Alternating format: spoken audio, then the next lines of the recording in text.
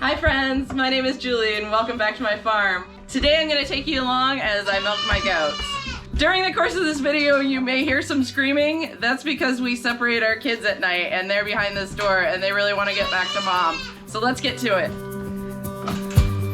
Good morning, ladies.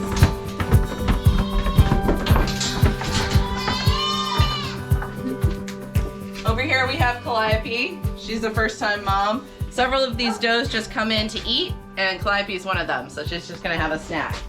Over here we have Sabrina, and this is our herd boss.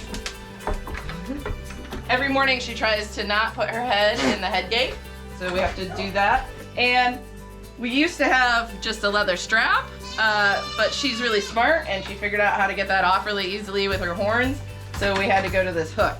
And luckily she hasn't figured out how to get out of that yet. But she's a really good goat. She's just a little bit sassy. So, brush her off real quick. Just make sure she's clean. So I begin by washing the udder. You can see she's pretty furry. Some people like to shave the udder so you don't get that hair in the bucket. I find if you just really wash it vigorously every day that I don't get too much, and I filter my milk immediately. Next I'm gonna do what's called stripping the teats, where I'm just gonna squirt what's left in the teat that's been sitting there overnight that could possibly have any bacteria in it. This also gets the milk flowing. It gives me a chance to look at her milk, smell it, make sure everything's okay. And now it's time to milk. So Sabrina here has been hobbled until recently, but we're trying to do it without. So we'll see how she does. You ready, Mama? So when I milk, I'm capturing the milk in the teat with my thumb and forefinger, and then I'm using the rest of my hand to squeeze it out of the teat and aim it into the bucket. So I open up my thumb and forefinger, squeeze the milk down into the teat, and then squeeze it into the bucket.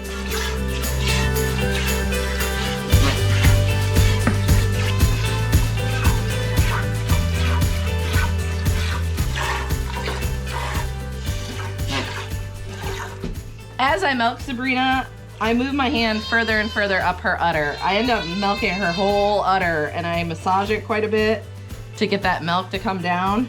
So this is very different from milking a cow where you just focus on the teats really. With a goat, I find you really have to work the whole udder. And you can see I get quite a bit more milk the more I massage it.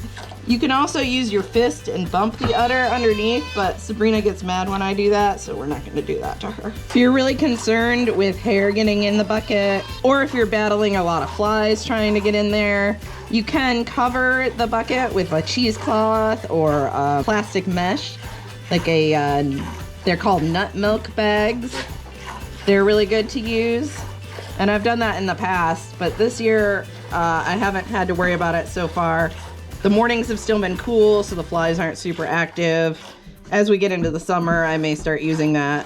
Plus, we'll be milking outside very soon, so there's a larger chance of things blowing into the milk. So as soon as I'm done milking, I'm gonna go ahead and filter it into this glass bottle. I use a reusable mesh filter. You can use coffee filters. You can also get disposable milk filters that fit into a stainless steel funnel similar to this one.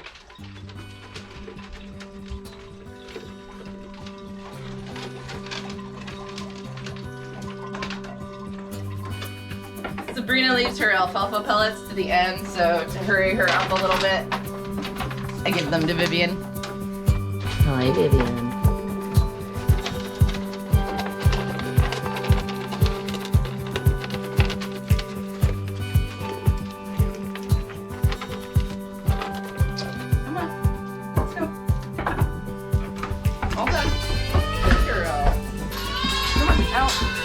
Come on, Desi. Come on, Desi. Good girl.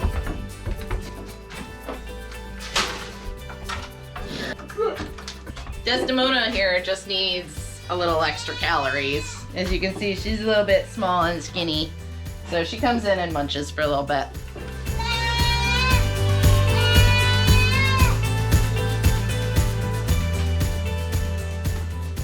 is Vivian. This is her mom. And she is all done. She's a super fast eater.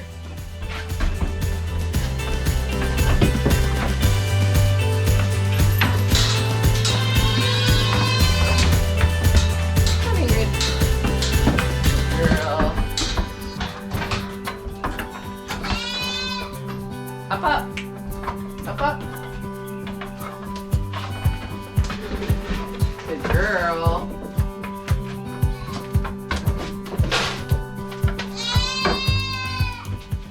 This beautiful lady is Ingrid. She's a purebred Nubian. And until a few days ago, I was milking her every morning, but she has developed a hernia, it looks like. So until we figure out what we're gonna do about that, I'm not gonna milk her. I'm leaving her kids on her at night. So she's just coming in for a snack. So this is the feed blend that I feed my girls while they're on the milking stand. And it consists of a goat-specific sweet feed, 16% protein, and that's mixed equally with alfalfa pellets. Then I also add black oil sunflower seeds and some beet pulp shreds. This is the only case where we feed just a tiny bit of soy to our animals. It is low down on the ingredient list for this sweet feed, so I don't love that it's in there, but I'm okay with it. Each girl gets about 2 or 3 of these quart-sized cups. Girl. All right. Lady. No, gotta wait. You gotta wait. Up. You're gonna hurt yourself. Good girl. Good girl. So excited. This beautiful girl is Cora. This is her first year as a mom, so she's called a first-time freshener, and she has turned out to be an excellent milker. I just love her udder. She's so easy to milk, and she really needed very little training. She's just been a doll on the milk stand.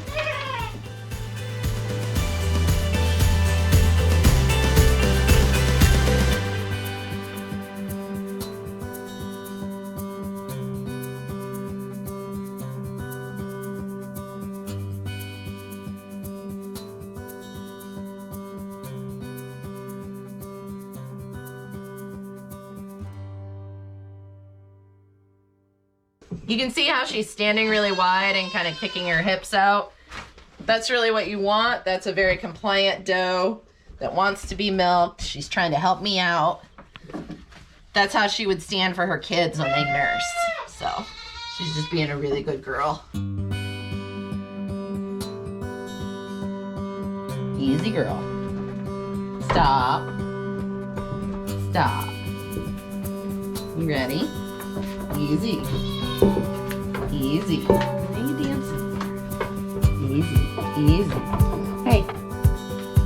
Ready? Good girl.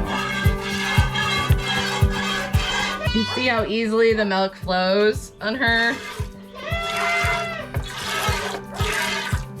She also has really soft skin on her udder. I barely have to apply any pressure to these teats.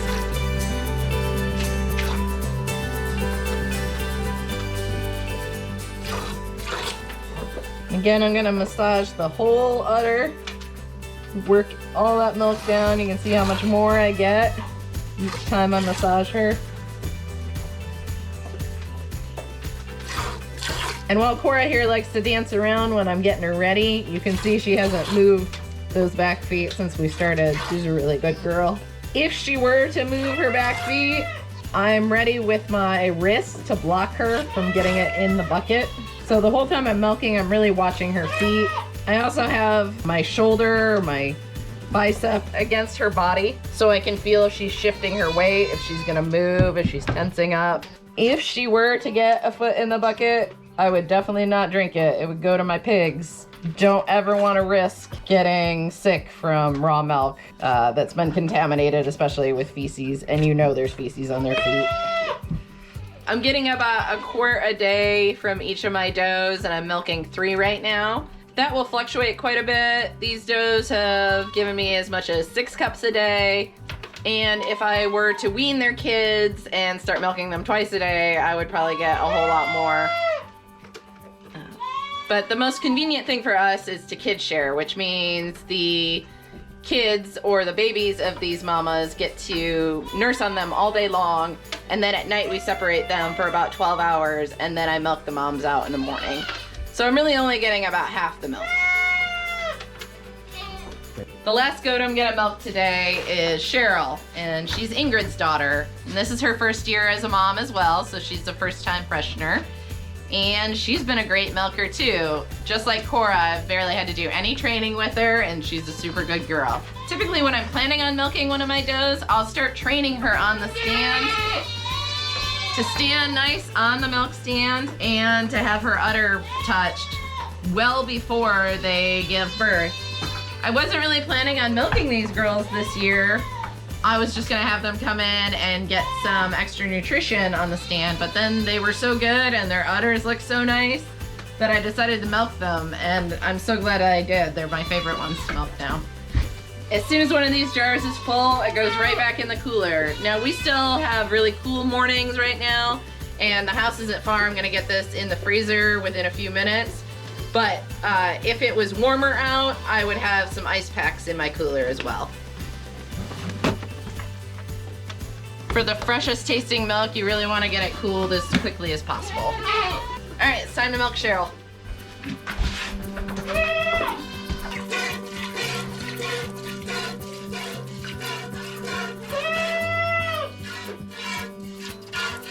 Now this isn't the only technique for milking. Some people milk from behind, and some people will sit on a stool and face the goat perpendicular, and then they'll kind of switch which hand is on which teat. It's just whatever is most comfortable for you. Some people also believe that you shouldn't give the animal food until you're done milking, so it's a reward for behaving.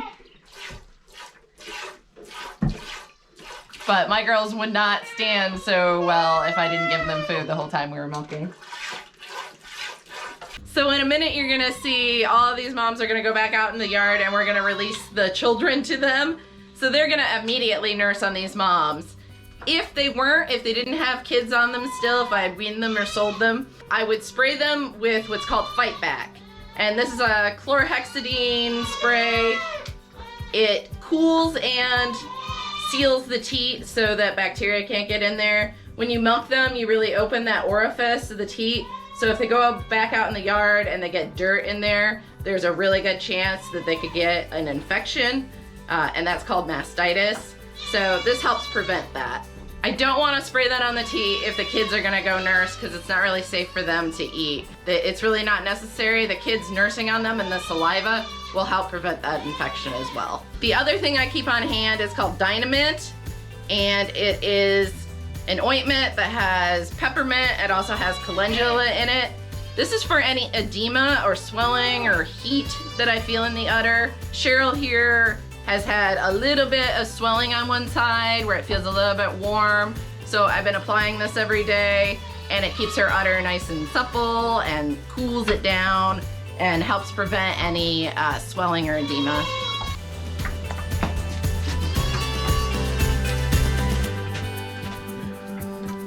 So just rub it in really good.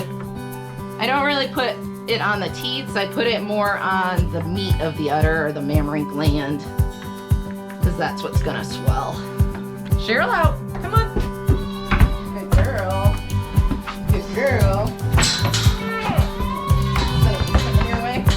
Good girl. I'm doing this to babies. Go babies. Go babies. Good job. So cleanliness in your milk room is really important as well. So as soon as I'm done, I sweep up. If I spilled any milk on my milk stand, I'll use the leftover water from my udder wash to clean that up as well. I'd really like to get some rubber mats on these, and that would really help keep them even more clean than the wood.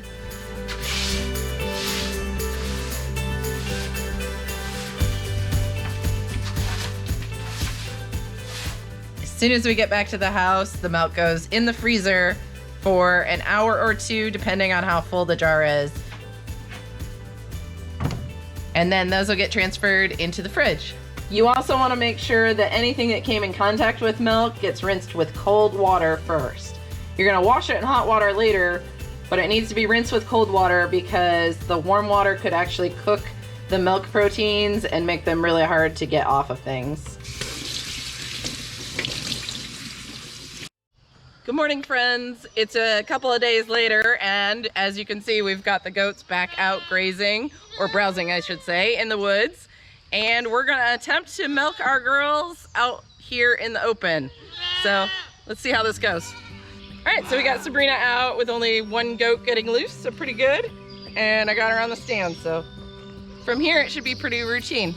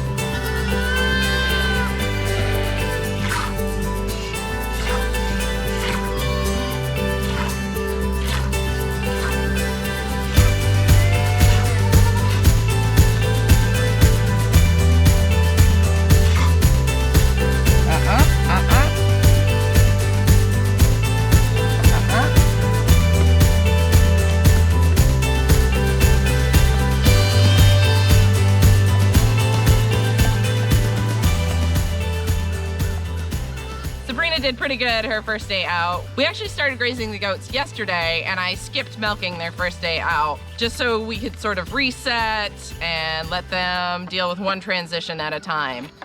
And it's fine for me to skip days because I'm kid sharing, which means her babies are nursing on her as well. But every time I do skip a day of milking, the production on my does goes down a little bit. It'll slowly come back up, especially if they have lots of food, but today I don't expect to get a whole lot from her. So since the lighting was kind of bad in the milking room, I'll go ahead and show you what I do for an udder wash again. I have a clean washcloth for each doe, and it's just in some hot soapy water using some Castile peppermint soap. And I wash the udder the same way each time, very methodically. I take one corner and I clean each teat really thoroughly. Switch to a clean corner, clean the other teat.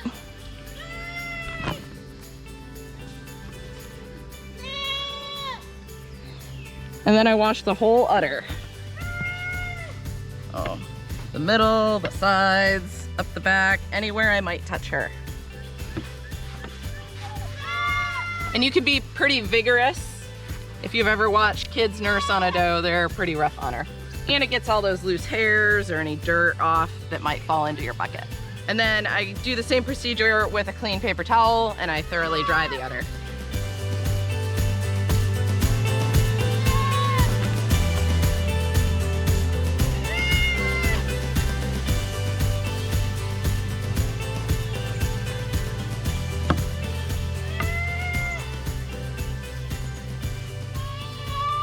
Cheryl's not used to this milk stand.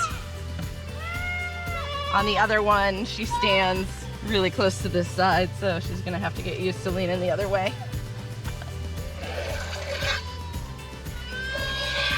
And then I strip the milk that's been sitting in the teats overnight out into a separate cup. And I check it, make sure everything looks and smells normal. And then we're ready to milk. So overnight we keep the goat babies in what used to be a rabbit tractor, but functions pretty well as a kid pen. Daryl is gonna help me get them back to their mamas.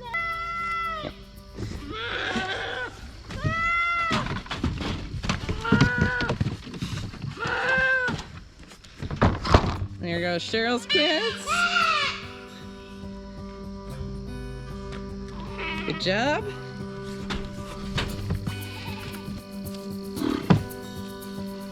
And those are Cora's girls.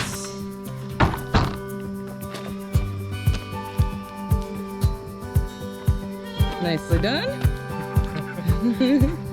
Now the big ones. Yeah, and these guys know how to jump out, so do one at a time. They're a lot bigger. Those are Sabrina's kids.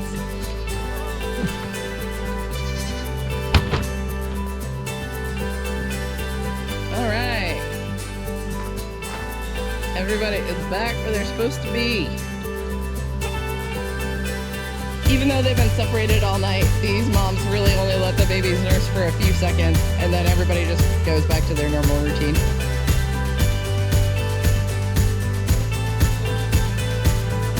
Right, Sabrina? Well, I'd say that's not too bad for our first day milking out in the open. I'm sure these girls will get used to their new routine in no time. If you're thinking of getting goats of your own, but you need a little help deciding what kind, you can check out this video right here.